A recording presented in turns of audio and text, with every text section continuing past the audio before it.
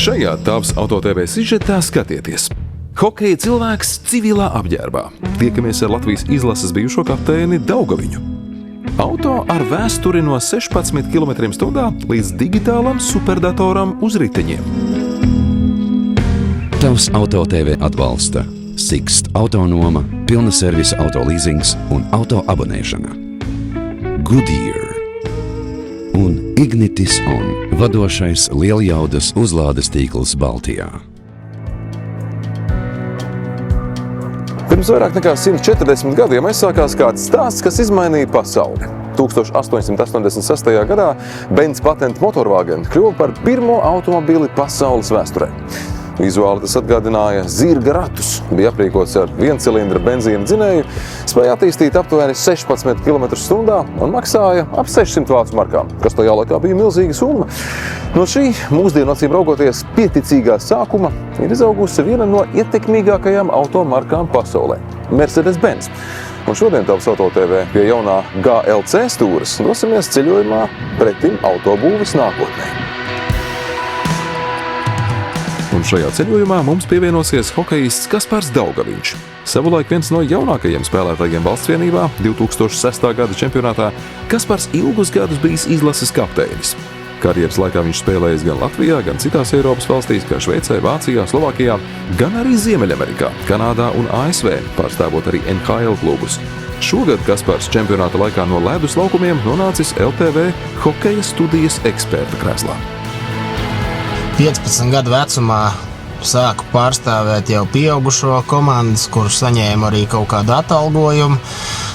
Tagad man tūlīt pēc 2 nedēļām 3,8. Tā kā sanāks 22 gadi pavadīti profesionāli nodarbojoties ar hokeju.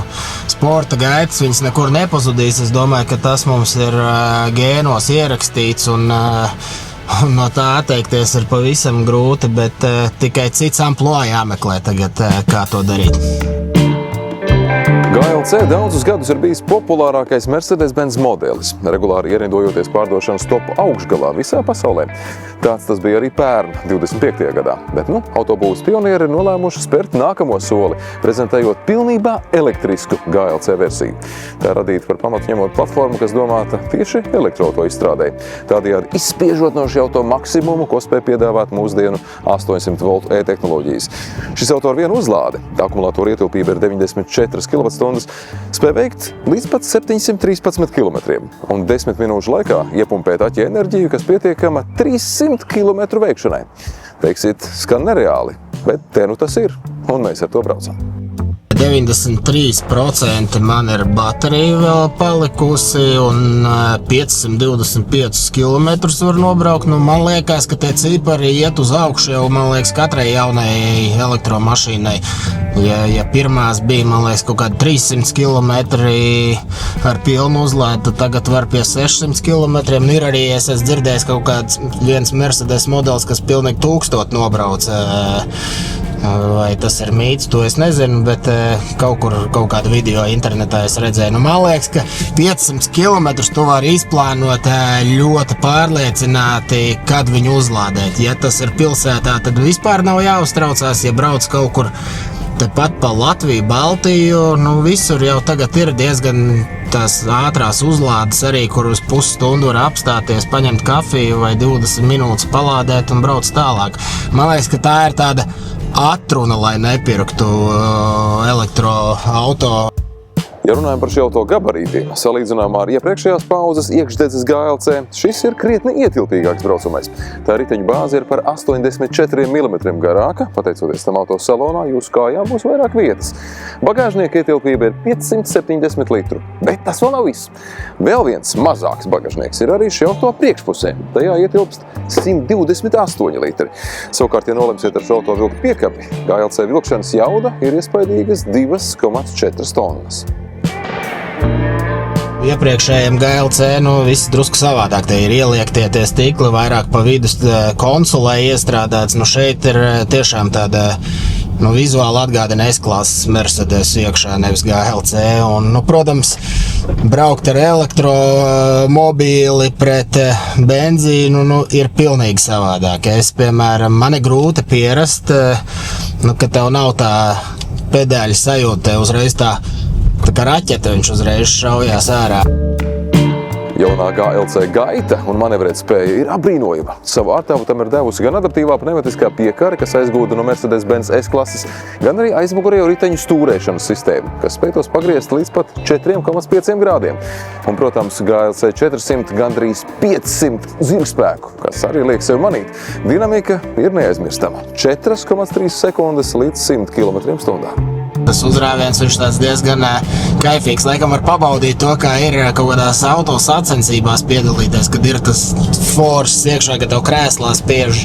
Reāli braucot šodien ar elektromobili, bija sajūta, ka es braucu ar benzīna AMG, kā pedāls tiek piespiest tā virtuālā skaņa dod to efektu. Un tas uzrāviens arī, protams, ir tā kā īstam AMG, kad tu brauc. Un, man likās jaudīga tā kombinācija kopā.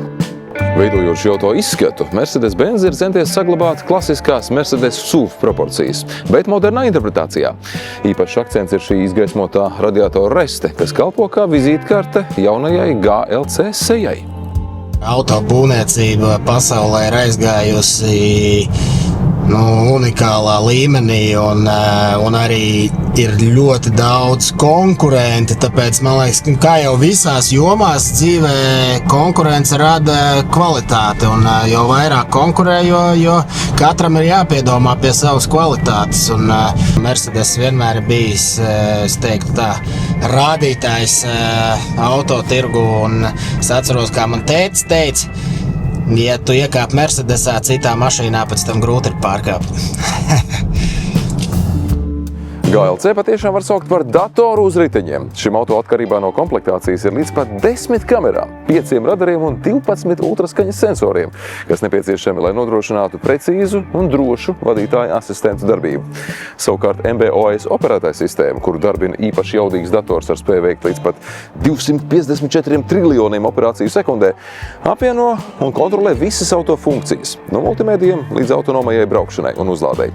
Tā izmanto mākslīgo intelektu, lai mācītos no vadītāja paradumiem, pielāgotos apstākļiem un pieņemtu lēmumus reāllaikā, padarot braukšanas pieredzi vēl drošāku un intuitīvāku. Man patīk vēl uz displeja, ka var, ja brauc kāds no bērniem līdzi, mierīgi uzlikt. Es zinu, ka man meitas YouTube'ā savu dejošanu tur skatās visāds, jo trenējās dejošanā. Man liekas, ka viņi nemaz ceļu neredzētu mājās, te palidot viņām laiks, skatoties blakus ekrānā. Pirmais, kam pievērsīsiet uzmanību iekāpjot šo auto salonā, ir šis MBUX Hyperscreen ekrāns. Tas ir teju metru garš, 99,3 cm, jeb 39,1 cola. Šis ir līdz šim lielākais Mercedes-Benz radītais digitālais panelis. Apvienojumā ar ambientu apgaismojumu, kas izgaismo pat panorāmas jumtu, atrodoties pie GLC stūres, var sajusties teju kā mājās. Starp citu, Welcome Home Mercedes-Benz komunikācijā nav vienkārši skaists sauklis. Tas ir mēģinājums pārdot jums ne tikai auto, bet arī sajūtas. Lielākā daļa ražotāju runā par jaudu, tehnoloģijām, par cenu, bet ar šo konceptu Mercedes mēģina nostāties citā līmenī, proti auto kā personīgā telpa, nevis tikai transporta līdzeklis. Es jūtos uz desmitnieku šeit, stabils desmitnieks un ērti visus tos režīmus pamēģināju. Protams, gribās braukt ātrāk nekā drīkst, gribās baudīt to. Bet, man liekas, viss ir komfortabla mašīna, viegli stūrējās. Man arī patīk īstenībā tas augstums mašīnai. Tad sajūta, ka tu braukt ar kaut kādu lielo džipu, bet īstenībā viņš jau nemaz nav tik liels izmēros. Atgriežoties pie sākumā sacītā, no 16 km/h līdz digitālam superdatoram uz riteņiem. Tas tiešām ir attīstības ceļš, ko Mercedes-Benz ir veicis nedaudz vairāk kā gadsimta laikā. Atliek vērot un baudīt tās izmaiņas, kuras vēl savas dzīves laikā pagūsim pieredzēt. Bet tie jau būs citi nākamie stāsti. Tavs Auto TV. Tavs Auto TV atbalsta Sixt autonoma, pilna servisa auto leasings un auto abonēšana. Goodyear un Ignitis On, vadošais lieljaudas uzlādes tīkls Baltijā.